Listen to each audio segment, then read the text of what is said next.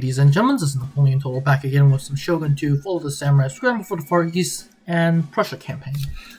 Oof, that was a lot. What did we do last turn? We just defeated a US army at the battle of, I forgot what battle it was. We're gonna chase it because this is one of the last US armies in the actual field. I decided a quick save before I'm gonna auto-resolve because auto-resolve in this game is kind of not the greatest. But, surprisingly, this auto-resolve turns out to be not that bad. Losing, 72 for, yeah, that's actually pretty good. Nice job on the auto-resolve right there. Although I just didn't want to waste the time. That's my going into it. My Friedrich Albert leveled up, so I'm just gonna level him up. First off the bat is night battles, and because I need those night battles. And it was a big debate between command and vanguard and command. And then I can finally get a retainer. Now, repression in province or happiness in tax rate per province. So I decided to go for Reformers Almanac because I want more tax rates. Yes, I decided to move to Shimoda.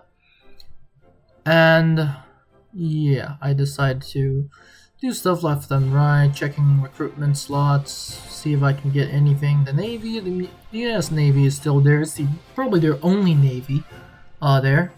Everywhere else, people are pretty dang happy. Well, what else can I say? People are happy. I decided to wait on the attack and then have Friedrich Albert go on a ship, and then I want him to naval assault the province that we're assaulting. My military advisor is going down to Ichigo to see what the Nagaoka has, and surprisingly, that's not a lot. Besides the garrison army, of course. The United States decides to reinforce their large army. Their last field army. And off the back, we have the Tosa being destroyed. The United Kingdom, I want a trade agreement, a military alliance, but that is unacceptable, so I only get a trade agreement. I should ask them for money, but I decided not to. Actually, yeah, I was deciding whether. Nope, they wouldn't ask for payment. So yes, I can only get a trade agreement for no money. And with that, our economy is booming. I decided to see if anyone else can trade, but like 2,000 koku per turn, so that's pretty dang neat. What else can I say? What else is going on? As you can see on the map, the British Empire has the middle section of Japan, and well, although you can argue that we are trying to get the middle section of Japan, though. So yes, I decided to mount my army on a ship and then try to naval assault. Only eventually you'll see what happens. Matthew, who is commanding that U.S. army in the center, is about to attack Izu, which is a smart idea. If they can assault it, of course. If they can successfully assault it, might I add. Elsewhere, nothing is much going on. I'm just looking at what the enemy army has. Well, we're not even at war with them, the Nagaoka. And we can't see anything, so that's a problem. The army in Nagita is still being recruited, so we will have that as a problem. I have 2 generals in there, and yeah. One is Gunter, who has just recovered, and one is the new guy, whose name I don't even know as of right now. That's sad. Ralph, which is my son and heir, is going to be moved down to Izu. Eventually, he's going to command that massive army in the field, and yeah. Nothing else to talk about in terms of armies. Although I am starting to move a lot more agents than I usually would to the Nagaoka border, because the second the war is over, we're gonna invade the Nagaoka. And about the general with the fancy hat, his name is Christian. So yeah. Once again, we just end the turn and see what the Americans, do. They keep reinforcing their army, which is interesting. And finally, they go for the all-out attack, which, as you can see, within the balance of power, is already quite terrible. As you can see, this map is the Izu, meaning this is one of the maps that we fought upon. And off the bat, the enemy is going to assault our castle, which we've taken from them, but technically all the castles that I've taken, most of the castles at least, are taken from the United States. So technically it was originally their castle, but they took them from the Japanese. So I can officially call it mine, because technically it's currently mine. As you can see, the Americans are moving on here, so I decided to send my units out to, well, not out, but to the outer layer of the walls to defend those walls. It will be a terrible idea if the Americans get a foothold on this small piece of the fortress, I guess you can call that. And yes, we are moving up our infantry.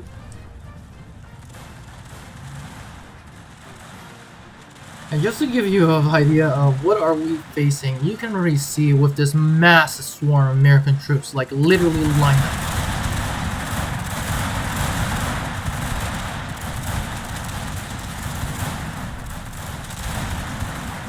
Literally at this point, it looks like they're actually spiders and not men, but yeah.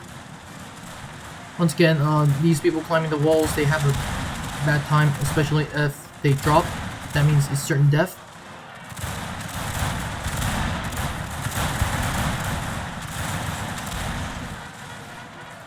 But despite being outnumbered, they still keep charging at me, so that's a good thing for them at least.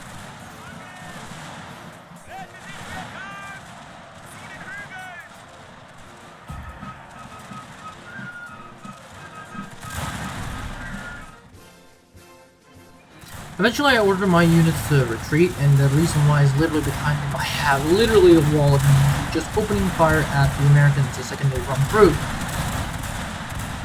And behind them they have more units just coming straight at us, and then at this point I just order my unit on the right to charge. My unit on the left was preparing to fire, but for some reason they wouldn't fire. And you can see these guys trying to do their best to silence these volunteers, American volunteers, trying their best to silence my guys, which eventually our guys just go into hand-to-hand combat, in which, let's be honest, no one really has the advantage, because the only person who has the advantage is probably me, because I have more numbers.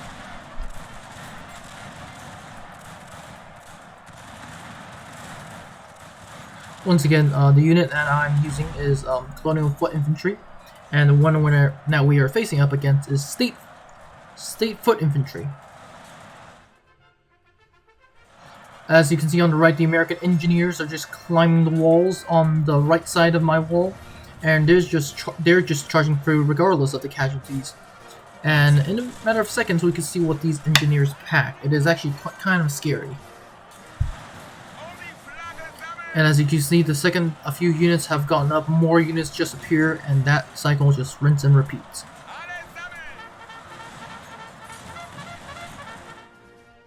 As you can see, now we are fighting these engineers, and these engineers are armed with these massive war axes. Now technically, historically, engineers were armed with war axes. The only problem is they were not war axes, they were cutting axes. And on occasion, according to the source that I got, especially during the Napoleonic Wars at least, these guys would use their axes in a way that would cut trees, cut campfires, and basically they're engineers, remember? But they've also been trained to use an axe in hand-to-hand combat. And in this situation, they're actually doing pretty well against my troops. I'm actually having a slightly hard time fighting against these guys.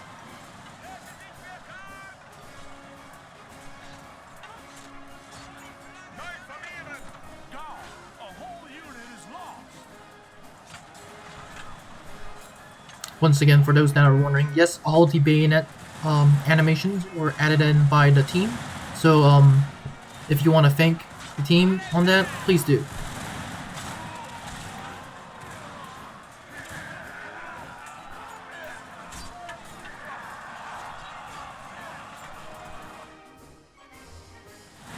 As you can see, while most of the enemy army is retreating, there are some units that are left on the right now are still holding out.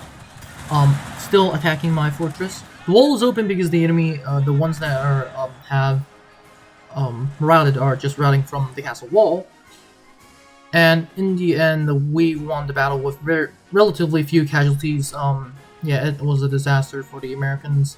Once again, a big disaster. And on the battlefield, we could see that we've only lost 94, while they lost 1,800.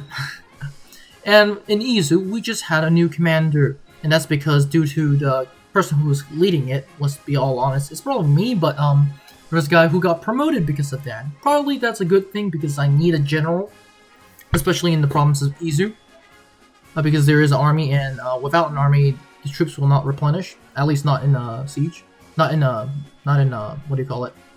Not in a city, not one outside of a city. My bad. And so yes, I'm gonna have there's a Peter right here, and I'm just gonna have my army whose name is Rolf. Rolf, yeah, Rolf versus yeah, more. So we're gonna have Rolf go destroy the 2 remaining American armies. Off the bat, first one we just auto-resolve and then destroy them. The next army is a little bit more larger, but hey, we have a massive army. And when I mean massive, I mean truly massive. We're gonna auto-resolve once again. Rolf is gonna be taking the lead. I saved it just in case, but I don't really think I need it. Yeah, we take relatively few casualties, and we just destroyed the enemy. Lost 38 for 480, so that's 100% worth it. And to make it better, Rolf leveled up. I should just call him Stans at this point. Stans or Rolf. Write in the comments if you want me to call him Stans or Rolf. We're gonna go for Kudo Master, which gives him just accuracy and stuff. We're gonna have Otto try to assassinate Peter, which the assassination obviously failed. But we're gonna have Boris try to assassinate the Peter, and we're gonna see if Boris does. Eventually, he doesn't because he's out of reach, so we just have to wait for the next turn. We have Friedrich Albert preparing to go on a ship, and the ship is gonna land. And for some reason, I can't land. So that's a big problem. And not only that, we are well within range of the enemy cannons, so that's gonna be a problem. We're gonna be taking attrition. Thankfully, not my army's gonna be attrition, just the ships, which is a big problem. On the next turn, you can see Ralph. Yeah, this is Ralph. We have Rolf and we have Christian. Okay, so Ralph is my son. Rolf is the new general I acquired, and Christian is the guy with the Hussar hat, or the Grenadier bearskin cap, whatever you call that. But anyway, looking at the coastal attrition, we did take some coastal attrition left and right. The Aizu, I think that's the Aizu fleet, but sadly we literally have to. Yeah, I'm just trying to land my army, but for some reason it won't let me, so that's a big problem. And the only way I can land is going around there, which is a problem. I decided to raid this to see if I can actually land. Turns out, even if I raided it and destroyed the coastal emplacements, they still won't let me land. So I have to literally go all the way around to Izu and then land my army. While we're doing that, I'm just gonna siege out Shimoda. Shimoda has a very large army, as a matter of fact. Professionals and semi-professionals. Aizu are at war with me, and they have a ship right there, but I want to ask the Aizu out for peace. And they think it's a great idea, so I just have peace. And to get you guys realizing where the Aizu is, Aizu was the guys in the first episode that I destroyed.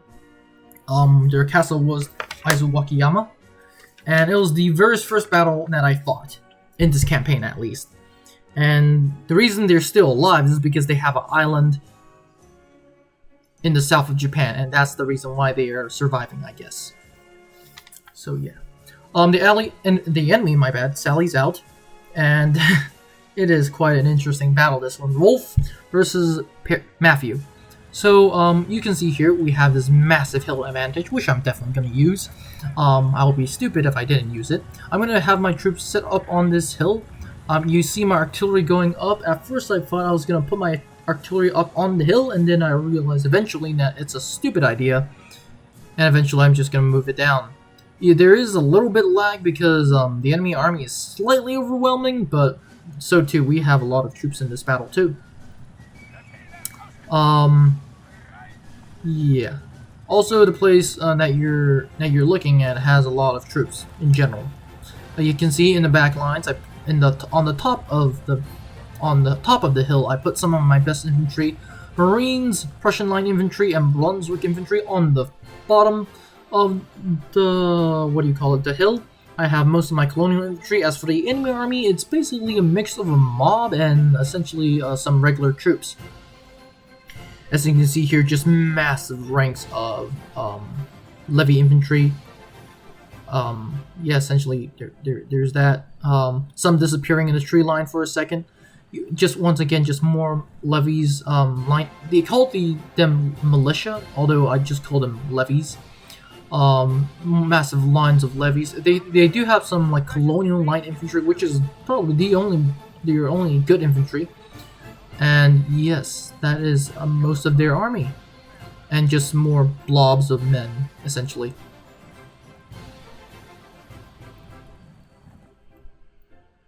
Armin, I decided to move them slightly more down the hill, and the reason was because I also need to stretch these guys out because the enemy army is coming on all sides. They're coming straight towards me, but they're stretching their line out a lot more because they do have a lot more troops than I do. However, once again, their troops are mostly conscripts, and my troop, well, not even conscripts. Their troops are mostly untrained dudes given the gun at the last second, and my guys are professional soldiers. Big difference. As you can see here, I have my artillery mounted on top of the hill, well, at least on the slope of the hill. And I decided to eventually that I was not gonna do that because that's stupid. Literally, if they come close, I will be using canister shot, and canister shot will be shooting at the back of my own men. So I decided to eventually move them up.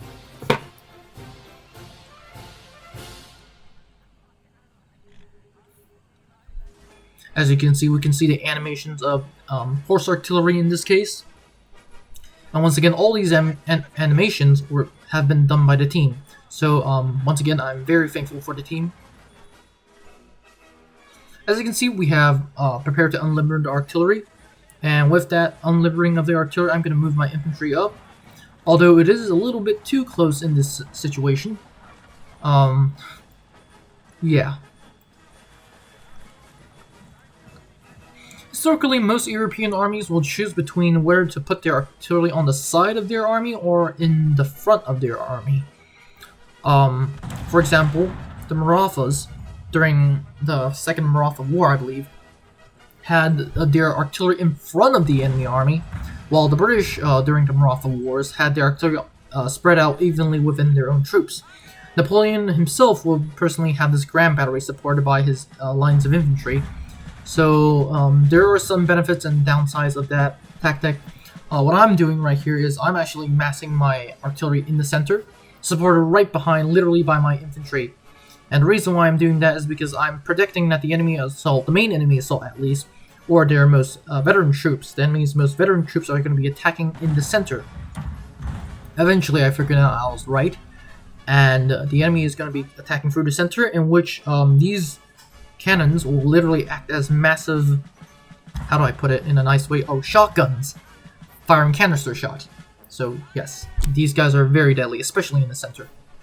On the flanks I have, which you guys will eventually see, more colonial light infantry, but that we have to talk about later.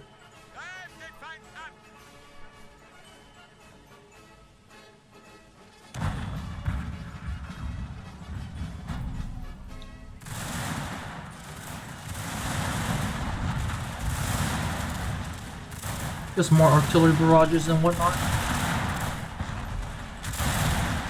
And finally, some of my infantry actually opening fire. As you can see on the right side, I kind of made this like a kind of a curve formation, and that is because there's a lot of enemies just coming straight towards us.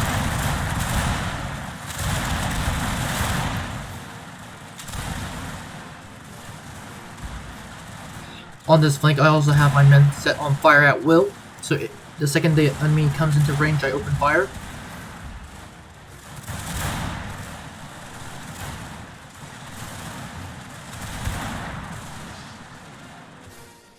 Well, back in the center, I have my men, well, most of my men, having taken fire at will off. That means the idea was that the second the enemy comes in range, I open up with all my guys. While, as of this range, I'm having my artillery just fire canister. Or at least most of my artillery.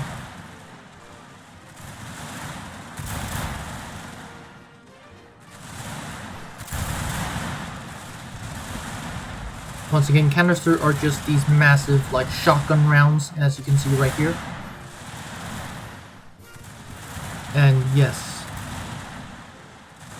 Finally, I decided to have my guys open fire.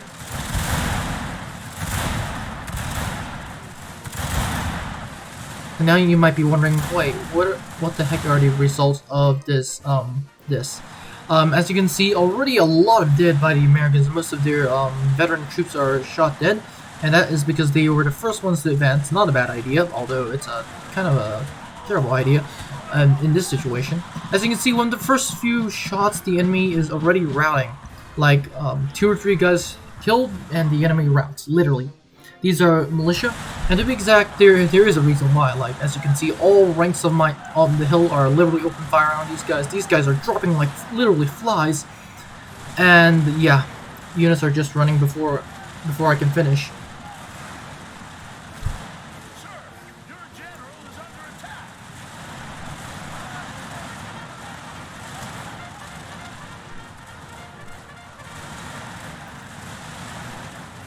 But as you can see, the second unit retreats, there is another unit replacing it, but for some reason, I don't know why, but these militiamen are well within range, and although they're using guns, they're not firing them, so that's weird.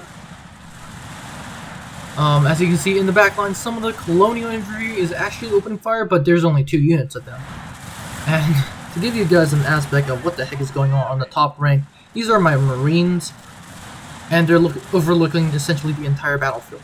As you can see by right now, there's a lot of dead on the battlefield, mostly the enemies.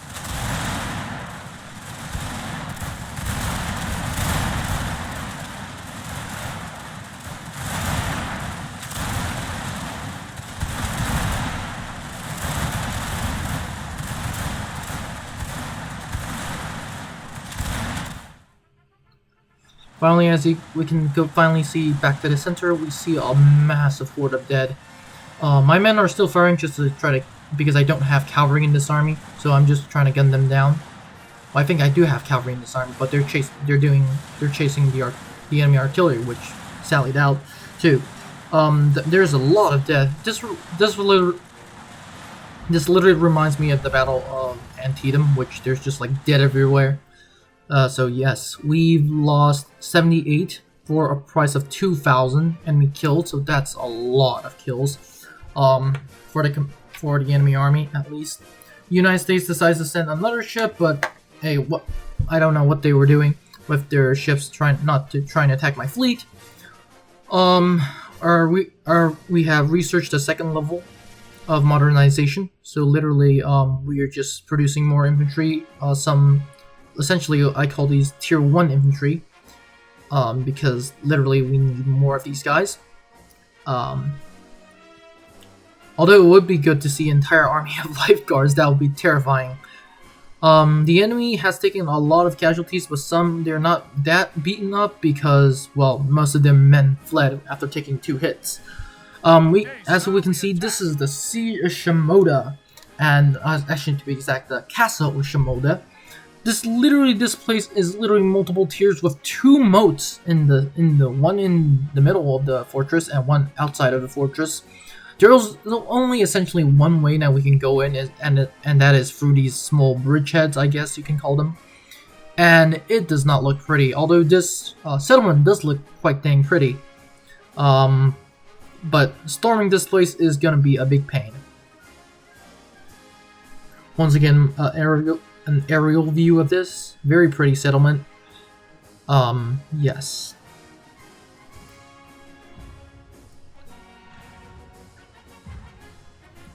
And speaking of the place when we're assaulting, we're going to be assaulting this place. It is currently being hit by my artillery. And yeah, we're going to be assaulting through this place. Speaking of artillery, let's look at our artillery. Our artillery is the captured American 6-pounder. And it is going to be doing damage, while on the right, my guys are just moving up.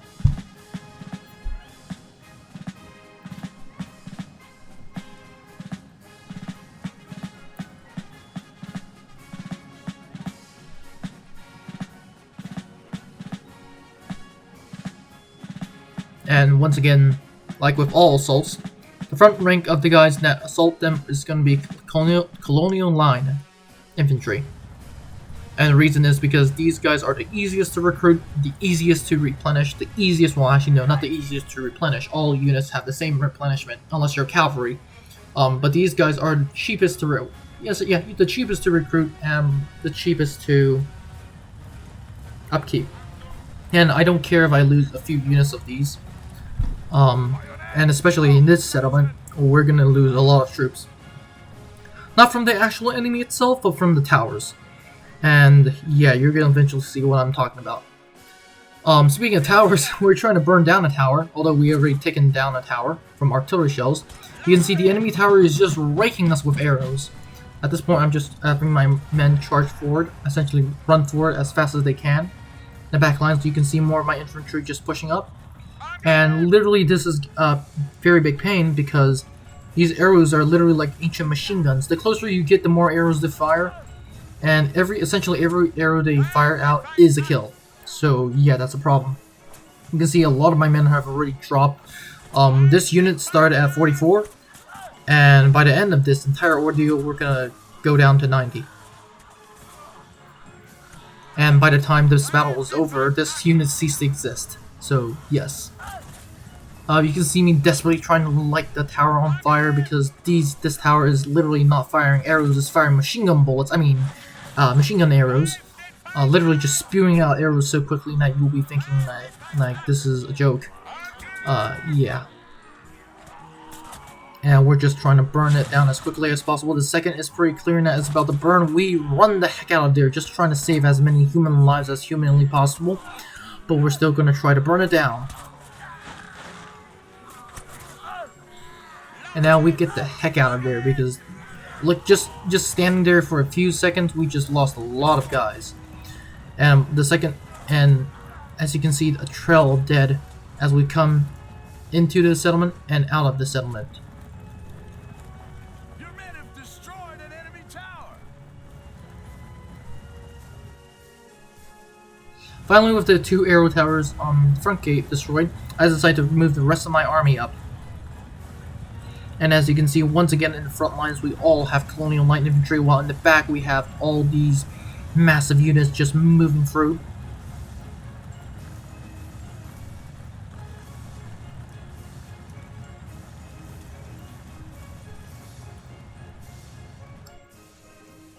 And here's the image of the gate. And surprisingly, this gate was open, meaning that you literally can just walk through without essentially trying to destroy everything, which is great.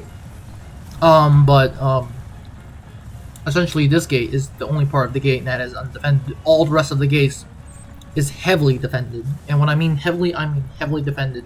Some places have 2, some places have 3 arrow towers, which is insanity. The one that you just saw us trying to assault had only 1. The other one was taken out. But as of right now, our men are just opening fire on the enemy.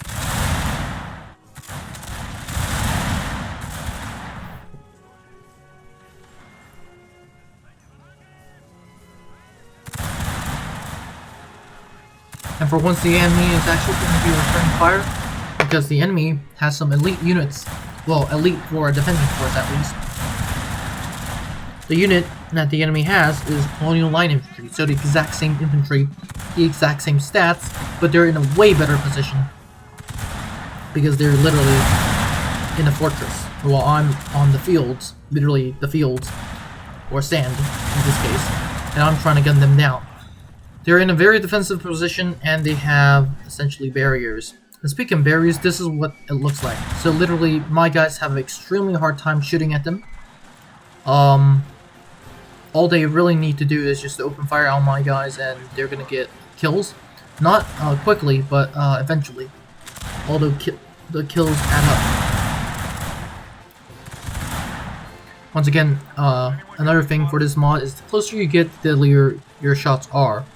Whereas in regular Fall of the Samurai, it doesn't matter. It doesn't really matter what distance you are, as long as you're in range, you get kills.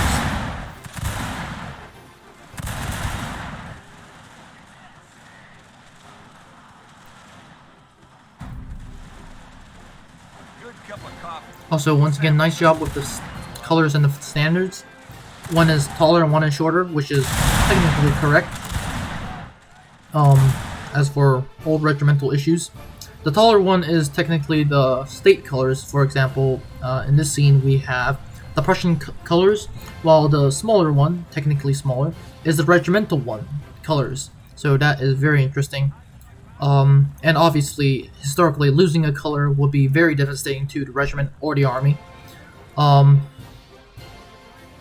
I can't really think of any example, but a specific example to be exact, but during the Battle of Waterloo, yeah, the Scots Greys, which were the heavy cavalry of the British Army, charged the French lines, and in the beginning of the battle, for those that are wondering what time period of the Battle of Waterloo, and they captured the French color, which to this day it is being held at a museum, and as a matter of fact, it is still the emblem of the Scots Grey. Literally, taking a French color was that important.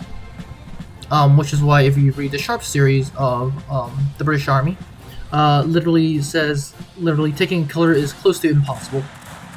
Especially for those, because technically, at least for the French, it began with every regiment a color, and then it just changed. Well, actually no, it changed for every company, every battalion a color, but eventually that changed to every regiment a color. So as time went on, it was just more and more impossible to get a color.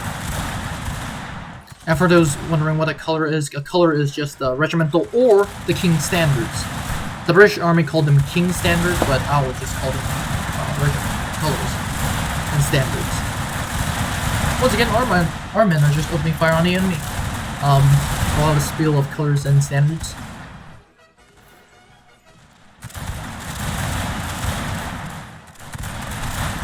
For the Prussians, the colors and standards I don't really know. The Prussians obviously used them in battle like all European nations, but I just don't remember having them heard any tales of.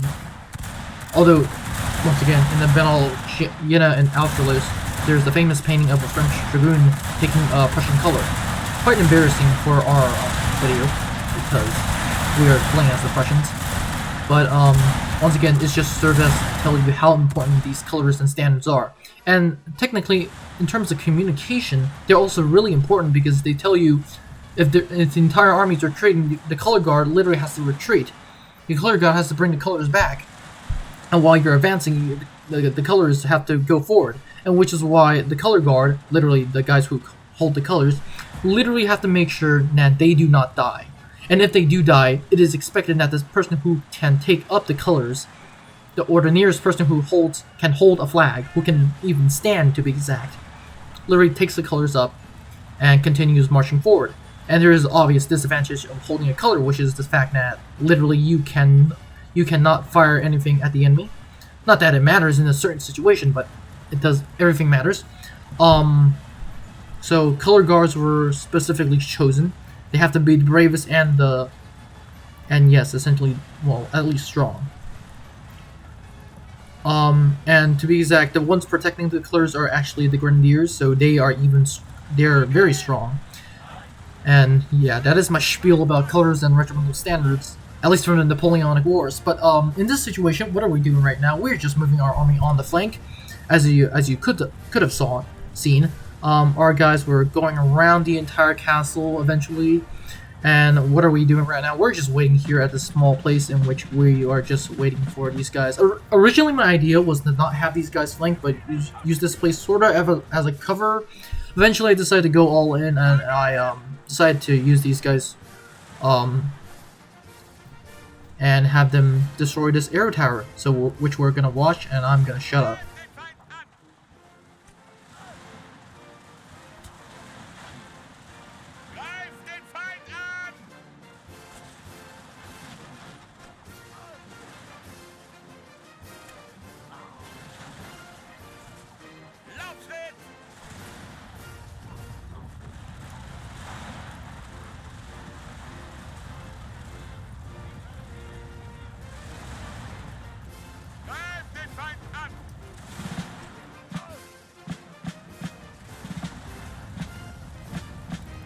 Now that we are back, we sent the entire army right after the enemy.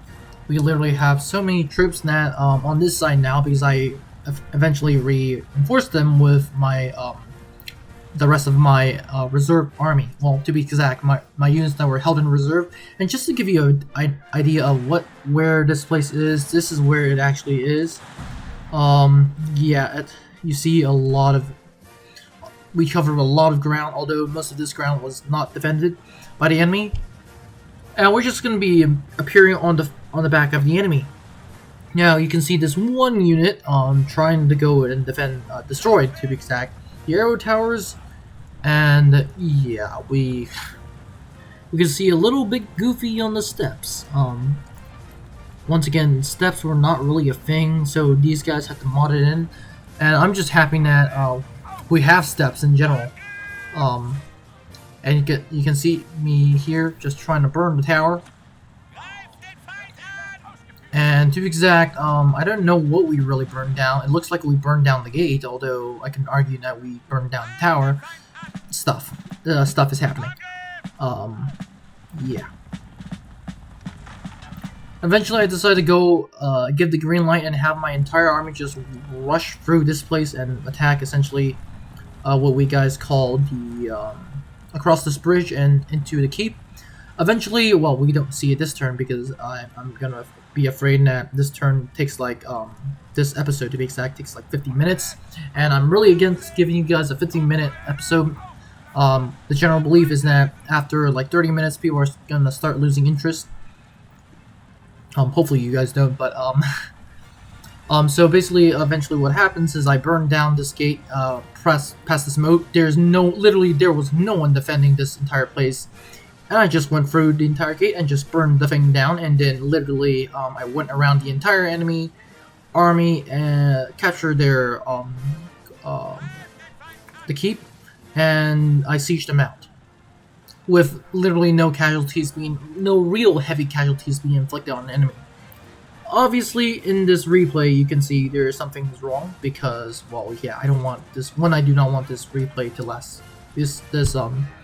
I do not want this episode to last so long, insanely long. And yeah, as you can see, seconds ago, there was a thing called arrow towers raining on us. Although I think I destroyed it. As you can see, back where we are, the enemy lost 892 and we've lost 700. So pretty dang even casualties. Although we do get the last city of the Americans, Shimoda. And off the bat, I'm gonna have my cavalry just gonna go and assault Perry Jordan. We take a lot more casualties, 4 guys killing 16 guys of ours, but hey, my guys can officially replenish and the United States is finally destroyed. As a matter of fact, I'm going to show you guys very quickly, well, after I get some things done. I'm going to show you guys the faction destroyed. And yes, even the mightiest factions are insignificant when facing our own. Yes, Prussia has destroyed the United States of America. And that wraps us up for this episode. Have a great day, and I'll see you in the next one. Bye! Now, before you leave, I would like to thank you very much for watching this video. I would be honored if you could like and subscribe to the channel. Remember, more videos are coming out, so it is a good idea to click on that notification button. Anyways, have a great day, and I'll see you in the next one.